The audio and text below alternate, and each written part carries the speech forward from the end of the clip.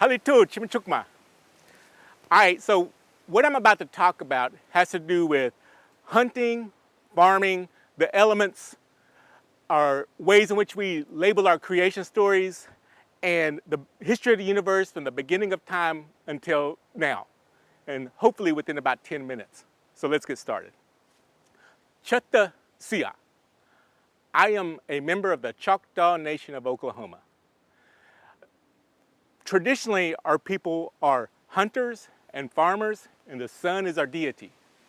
But you wouldn't know it from me because I don't like being outside. The sun, the heat, all of that, it makes me ill. Central heat and air, that's my preferred habitat. But recently, I've found myself learning from the indigenous peoples this concept of food sovereignty. And on this journey, I found myself at the Wazaji Nation on Bird Creek Farms. Now you can see what a disaster this would be for me, right? The sun, the heat, getting bug bites, having my hand all up in the mud, watching out for snakes. I almost passed out one time. I mean, I did mention I don't like being outside, right?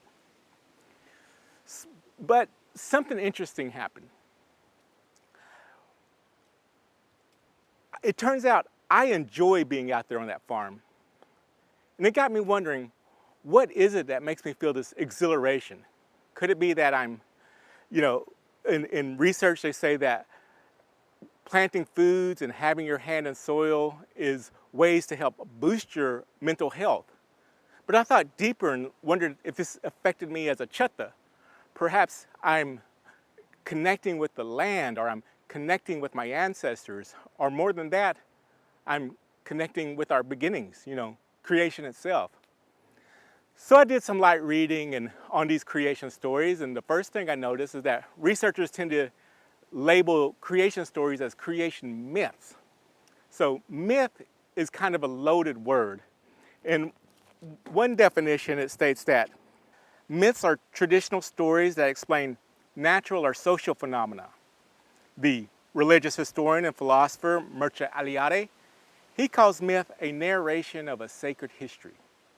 However, there is another definition that states that a myth is a widely held but false belief or idea. Yet, when telling their stories, they tend to call them theory. So one would imagine what the reaction would be if this was called a creation myth. Once upon a time, there was a hot, dense superforce. Then about 13.8 billion years ago, give or take a few billion years, that superforce quickly expanded. And as it expanded, the atoms were formed, and the stars, then the galaxies, and from this Big Bang, our universe began. So you can call it what you want. Call it a myth, call it theory, you can even call it mythter. But for me, and not to piss off the millions of cultures who don't see these as myths, but as history, we'll use our term, creation stories. The other thing I noticed is that when they classify these creation stories, there's no one set agreement. Some classifications go as low as 5, others go as high as 20 or more. So I wondered, what if we classify these creation stories using the elements, water, earth, air, fire, and spirit? These elements are very important in the building blocks of our universe. They're very important in our indigenous cultures. So perhaps this could be an indigenized way of classifying creation stories.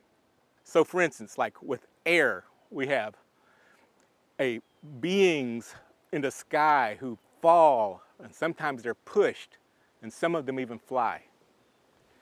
There's a story of how sky came together with land, and together they created our earth. For waters, we are peoples who emerge from water, or sometimes our world begins in waters, and it takes an act, usually sacrificial, to build up the land around us. For fire, we are shaped like clay until we are passed through the flames and forged forth as human beings. And for earth, it's sometimes a being who lays on the ground and creates the land, or it's a body part. and sometimes we emerge from the earth. That is how the Chukta people began. Here's a real quick version of our creation story. We come from a mound called Naniwaya. Some call it the Mother Mound. And there were 4 groups of peoples who came from that mound. The first group to come out laid on the ground and let the sun dry their dampened bodies. And once dried, they got up and continued in their direction. The second group came out, did the same, and continued in their direction. The third group came up, did the same thing, and continued in their direction. The fourth group that came out, they laid on the ground, let the sun dry their dampened bodies, and when they got up, they chose to stay there. And we remained there for a long time until our people became many, and we decided to continue in our direction. And we continued until we came to what is present-day Mississippi. And when we got there, we saw how beautiful and abundant the land was and decided to make that place our home. We built up another mound, placed the bones of our dead in there, and that mound is still there, and we, the Chukta people, still prosper. All right, so let's fast forward from the beginning of time to more current history.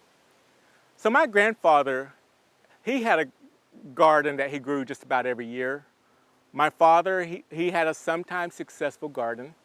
I remember being a kid and going out with my mother and with a knife and a fork and digging up wild onions.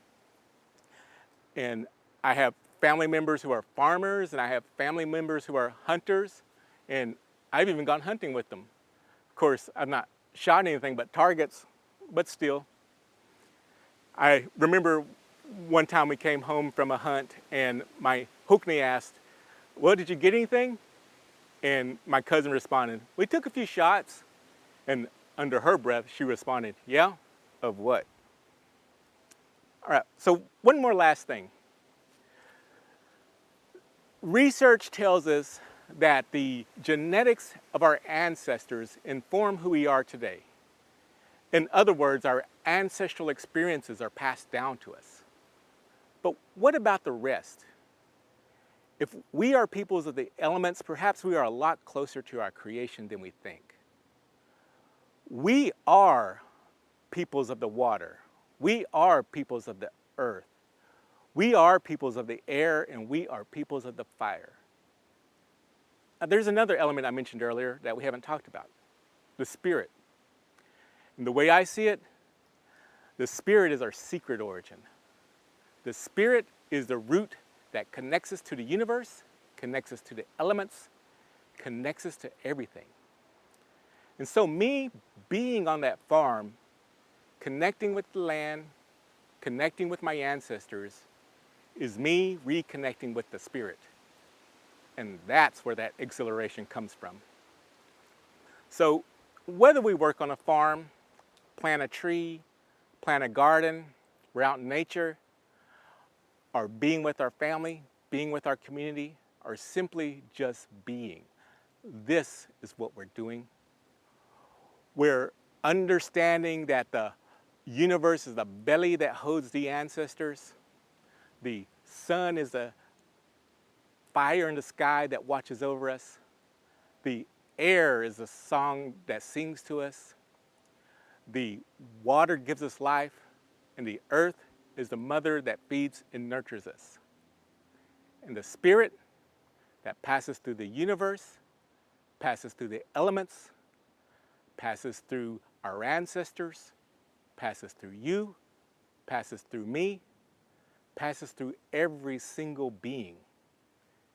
And it is through this spirit that we are all connected. Chimpisali, Chihokloli, Chikanali, Chihuloli, Yakoki.